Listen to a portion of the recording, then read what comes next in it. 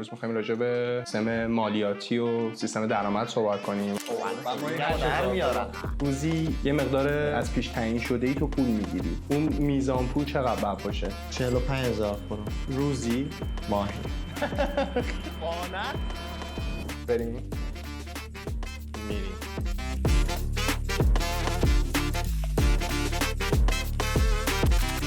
بچه خوش اومدین به ویدیو جدیدمون، کانال خط رو خط. حامد هستم. دانیال هستم. خوشحالم که این بار دیگه تونستم شما رو همراهی کنم. مرسی که اومدی به ویدیو جدیدمون. بچه این ویدیومون کانتروورشیال نیست ولی پادکست هم نیست در واقع. امروز می‌خوایم راجع به سیستم مالیاتی و سیستم درآمد صحبت کنیم. حالا نه لزوما دانمارک ولی خب توی حوزه اروپا می‌خوایم یه صحبتی داشته باشیم. قبل از اینکه حامد و دانیال وارد بحث قیمت‌ها بشن بهتره بگم که امروز وقتی این ویدیو داره ادیت میشه یعنی 15 آبان قیمت هر کرون 10,000 تومنه. پس دیگه هر جوشو خواستین خودتون میتونین حساب کتاب کنین. دانیال چند تا سوال واسه آماده کردم.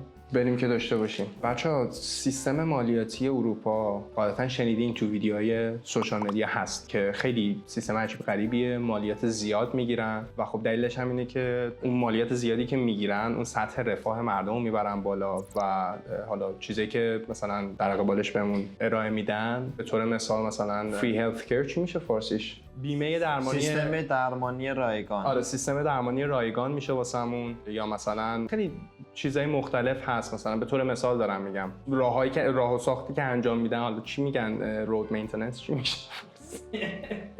آره ساخت راه و جاده ها، همه اینا خب از توی اون مالیاتی که پرداخت میکنیم در میاد و خب یه سری هم هستن که بیکارن یا مثلا حقوق بیکاری میگیرن، همه اینا از توی اون سیستم مالیاتی تامین میشن. جوری طراحی شده که همه مردم، حالا نه لزوما همه مردم ولی خب بیشتر اقشار جامعه یه درآمد نرمالی داشته باشن. حالا خب مثلا چیزی که وجود داره، کسایی که تا یه میزان درآمدی دارن، به طور مثال توی دانمارک تا سقف فکر میکنم 55,000 کرون توی ماه تو مالیات عادی پرداخت میکنی که در واقع یه 8% حساب میشه که اون 8% همه پرداخت میکنن. ولی خب یه سری مثلا دانشجوها که کم کار میکنن و مثلا ساعت کمی دارن دیگه یه 38% اضافه رو پرداخت نمیکنن، اونا فقط اون 8%ی که واسه همه عموم مردم رو پرداخت میکنن. بعد شما شروع به کار که میکنی تا 55,000 کرون یه 38% مالیات روش اضافه میشه که پرداخت میکنی و بعد از، یعنی اگه بیشتر از 55,000 کرون تو ماه درآمد داشته باشی یه چیزی وجود داره به اسم تاپ تکس یا تاپ اسکت بهش میگن توی دانمارک، که تو مالیات اضافه تر پرداخت میکنی چون درآمدت بالاتره و اون بعد به اون سطح نرمال برسه که یعنی همه توی سطح درآمد داشته باشن. ولی خب پیدا میشه آدمایی که وضع ماشین خب خیلی بهتره. چرا؟ چون حقوقای نجومی دارن. مثلا دارم میگم یه سری مدیرای شرکت‌ها شاید درآمدشون بالای 100,000 کرون، شاید که نه حتما بالای 100,000 کرون هست توی ما و خب اونا مالیات اضافه بر سازمان پرداخت میکنن که باز به سطح مردم عادی نزدیک‌تر بشن. دانیال یه سوال دارم ازت. جانم.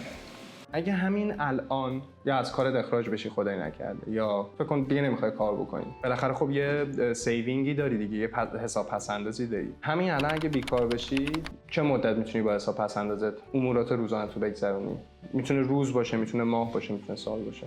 به نظر من هر ماه توی دانمارک به علاوه، یعنی بخوایم جمع‌بندی بکنیم با پول قبضایی که میدی و پول اجاره خونه‌ای که پرداخت میکنی و غیره، هر یک شخص به نظر من 7 تا 8,000 کرون میتونه خیلی خوب زندگی بکنه توی دانمارک. باز خب متغیره این عدد ولی به نظر من به صورت میانگین میتونم این عدد رو بدم، 7 تا 8,000 کرون. با توجه به این درصد میانگین زندگی کردن فکر میکنم تا 1 الی 2 سال بتونم خودم رو تامین بکنم. ریاضیشو خودتون انجام بدین دیگه، پس اندازش. شاید اشتباه کردم ولی خب حالا یه مسافرتی هم وسط داشته باشی و نمیدونم. نه دیگه فکر کن تو الان بیکار شدی. خب تو وقتی بیکاری کار نداری خب قاعدتا خرجات هم میاری پایین و حالا یا مسافرت خرجات میارم تا 7,000 کرون. آره ولی خب فکر می‌کنم نمیدونم ریاضیش چقدر بشه، شاید یکی در بیاره بشه نمیدونم مثلا به 1 سال هم نکشه، ولی چیزی که حالا تو ذهنم هستش قبل اینکه بخوام عددش رو با هم جمع و تفریق بکنم فکر کنم از که 1 الی 2 سال باید دووم بیارم با این حسابی که دارم. کسی نمیتونه ریاضیشو در بیاره، کسی نمیدونه من چقدر دارم سیوینگ. خب نه دیگه تو فکر کن 1 سال داری میگی خب ما 8,000 کرون اگه 24 ضرب در 8 اینقدر پس انداز داره. Congratulations, you played yourself. آیفن مدار شما هم دوست داری بگی؟ 7,000 تا برای شهرهایی مثل اسپیایی که توش هستیم. مثلا شهرهایی مثل آووس و کوپنهاگ خرج بالاتره، 7,000 تا ممکن فقط اجاره خونت باشه اونجا. برای همین خب آره تو شهری که هستیم اسپیا میتونه 7,000 تا باشه ماهیانه. ولی خودم بخوام بگم یه بار حساب کردم 2 سال و نیم میشه. 2 سال نیم. بچه چیز دیگه هم که وجود داره اینه که کوپنهاگ که میدونید پایتخت دانمارکه و اولین بزرگترین شهر، دومین بزرگترین شهر هم میشه آرهوس. شهرهای بزرگی ان قاعدتاً، مثالش تو ایران هم هست دیگه. قاعدتاً تو خرج توی تهران خیلی بالاتر از اون چیزی که تو می‌خوای مثلا توی اصفهان، توی مشهد، توی شهرهای دیگه خرج داشته باشی. حالا میتونه اجاره خونت باشه، میتونه خرج ماشینت باشه، حتی میتونه خرج خورد و خوراکت باشه. حالا نه لزوما رستوران، ولی خب به طور مثال تو مثلا شاید یه پاکت چی رو توی این شهر بخریم به طور مثال مثلا 15 کرون، شاید بری کوپنهاگ همونو باید بخریم مثلا 20 کرون. مثالشه. البته بچه‌ها این چیزی که حامد میگه برای کشورهایی که نظام قیمت‌گذاری آزاد دارن، مثلا همین دانمارک یا آمریکا که ممکنه قیمت یه جنس توی یه ایالت یا شهر با یه ایالت یا شهر دیگه فرق کنه، اما واسه کشورهایی مثل ایران خودمون یا مثلا چین و روسیه همچین چیزی نداریم و ما نظام قیمت‌گذاری دستوری داریم. یعنی اگه شما تو تهران یه چیپسو بخریم 20,000 تومان، تو شیراز هم قراره 20,000 تومان بخرینش. همینطور که همتون تا حالا دیدینم روی همه اجناس قیمت مصرف کننده و کارخونه چاپ شده تا کسی گرون فروشی نکنه. سر همین بچه‌ها میگن که مثلا اگه همین شهر باشیم، اسپیا باشیم، اسپیا خب شهر کوچیکی هم هست تقریبا. الان ششمین شهر بزرگ دانمارک، درسته؟ ششمین. پنجمی بود که وایله شد پنجم، الان ششم اسپیا. یه شهر کوچیک صنعتی در واقع میشه گفت و فکر می‌کنم جمعیتش چیزی نزدیک 250,000 تا باشه حدوداً. زیاد دورم نشیم، ولی خب جمعیت متمرکز قطعاً کوپنهاگه که 1.6 میلیونه و واسه اطلاعاتت میگم کل جمعیت دانمارک 6 میلیون نفره، نزدیک 6 میلیون نفره با مهاجراش و همه آدماش. یعنی بچه با اینکه بهتر درک کنین جمعیت کل دانمارک 4 میلیون نفر، تازه از همین تهران خودمون هم کمتره. اگه همین الان بهت پیشنهاد بدن مثلا روزی یه مقدار از پیش تعیین شده ای تو پول میگیری، حالا حقوق میگیری به طور مثال، هیچ وقت دیگه قرار نیست کار بکنی، اون میزان پول چقدر باید باشه که وسوسه بکنه؟ هیچ درآمدی از هیچ جای دیگه نمیتونم داشته باشم. نه دیگه، ولی خب هر چقدر که دوست داری میتونی بگیری. میزانشو تو داری تعیین میکنی، یادت باشه. بعد تا آخر عمرت بعد مالیات خالص بعد مالیات. آره بعد میاد مالیات خالص میاد حسابت. توی حسابت. 45,000 کرون روزی؟ ماهی. نه روزی. ولی 45 تقسیم بر 30. قانع است. داداش میتونی هر چقدر دوست داری بگی. من به طور مثال روزی 100,000 کرون میگم. نه. روزی 5,000 کرون من حتی 100,000 کرون خب خیلی زیاده. دیگه آره نه. من به روزی 5,000 کرون راضیم. روزی 100,000 کرون بگیرم مثلا نمیدونم چی کارش میکنم. مثلا روزی 5,000 کرون میشه 100,000 کرون ادابش بکنی توی ماه. آره خب. یه حالا چرا مشکلش چه با ماهیانه بگم؟ نه مشکل ماهی ماهی 45,000 کرون بگیرم مشکل ندارم. نه من ماهی 150. خب ببین تو اینجوری فکر کنی تو آخر عمرت کار بکنی تو چه سنی به نظر میتونی 150 تا یا 105 تا گفتی در بیاری؟ فکرم اینه که بعد 37 سالگی درآمدم میرسه ماهی 105. به 100 تا میرسه. به 100 تا قطعا میرسه. واقع گرایانه نیست. ببین آخه چیزی که وجود داره تو با اینو حساب بکنی، من فقط کارم رو حساب نمی‌کنم. خب چرا؟ من از کارم توی 35 سالگی باید ماهی 40 تا در بیارم. باید ماهی 40 تا در بیارم. 100%. اون به کنار. بعد مالیات. من دارم کار یوتیوب انجام میدم. خب یوتیوب من باید ماهی 15 تا 20 تا واسه من بذاره مینیمم تا اون سال. میشه چقدر؟ میشه 50 خورده ای. خب و کنار اینا بچه من عشق ماشین دارم. اصلا عاشق ماشین بازیم. از بچگی هم چیزشو داشتم، یعنی همیشه رویاش تو ذهنم بوده که یه شرکت خودمو بزنم. شرکت که نه، یعنی در واقع اون مغازه خودمو بزنم، شاپ خودمو بزنم، کاستومایز ماشین انجام بدم. حالا شاید یه سری‌ها بشناسن ثباتی کاستومز که تو ایران انجام میدن و به نظرم درآمدش هم خوب میتونه باشه. توی دانمارک قاعدتاً نه، ولی توی آلمان که خب یکی از بزرگترین قطب‌های ماشین‌سازی دنیاست میشه گفت، دوست دارم یه همچین چیزی داشته باشم و قاعدتاً باید ماهی 40-50 تا بهم بده. سر همین دارم میگم راحت 100 تا دارم 37 سالی. در این صورت داره. من همین کردم اون 100,000 تایی که میگی فقط مربوط به همون کاریه که انجام میدی توی شرکت. نه. ولی خب منطقیه. و خب ببین اینم باید تو حساب بکنی. بالاخره ریسکش رو میپذیری دیگه. یعنی تو الان یکی بیاد بهت بگه مثلا 80,000 تا بهت میدم همین الان دیگه هیچ درآمدی نداشته باشی، تو ریسک اینو میپذیری که نه، قبول نمیکنم اینو، میذارم خودم کار میکنم، ریسکو میپذیرم تا بتونم بیشتر در بیارم توی 30 سال آینده، 20 سال آینده. قطعاً. ببین خب اینم باید تو حساب بکنی که من اگه کار خودم فقط داشته باشم، ساعت کاریم چجوریه توی طول روز؟ 8 صبح میرم سر کار، 4 بعد از ظهر تمام میشم. خب و من اگر این حرفایی که دارم الان بهتون میزنم بخوام اجرایی بکنم، من 7 روز هفته رو از همون 8 صبحش تا 10 شبش بعد کار کنم. 8 صبحش تا 4ش که سر کارم تو طول روزهای هفته، عصرش حالا یا میشه یوتیوب یا میشه شاپی که مثلا خواهم داشت، مغازه‌ای که خواهم داشت.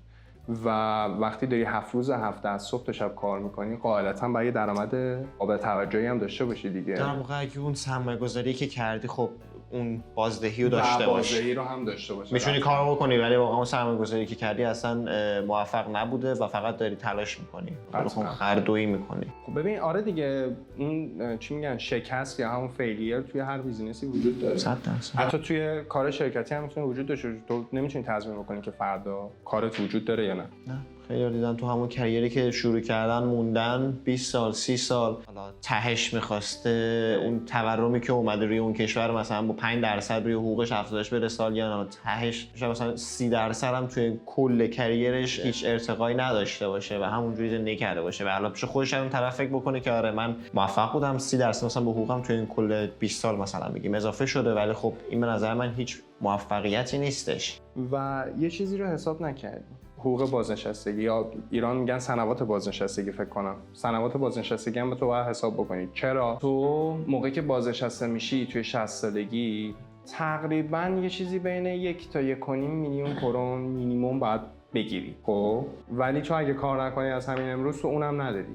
همه اینا رو باید با هم دیگه حساب بکنی.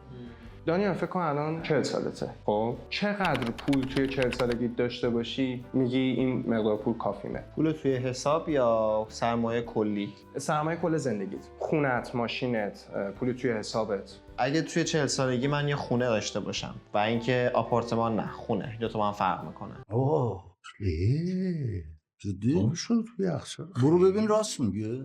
یه خونه بزرگ داشته باشم، حداقل 4 تا خواب داشته باشه، حیاط متوسطی داشته باشه، تو همین رنج های خونه باشه و یک ماشین مقبولی هم داشته باشم و با تقریبا شاید بگم 500,000 یا نصف 7 میلیون کرون تو حسابم هم نقد باشه، من به اون مقدار راضیم. یه عدد بهم میگی جمعاً؟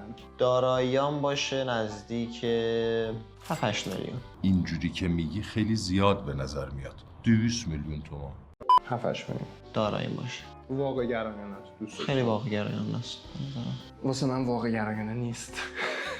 چرا؟ من چیزی که کافیم باشه بخوام، ببین اگه واقعیت رو بخوام بهت بگم، من شاید توی 40 سالگیم شاید جمعاً مثلا کل داراییم 2 میلیون 3 میلیون کرون باشه جمعاً، ولی بخوام بگم چیزی که کافیم باشه من میگم مثلا 20 میلیون کافیم، 25 میلیون کافیم. 100%. بچه‌ها تایم ویدیومون نمیخواستیم زیاد بشه، سوال هم کم پرسیدیم، اشکال نداره.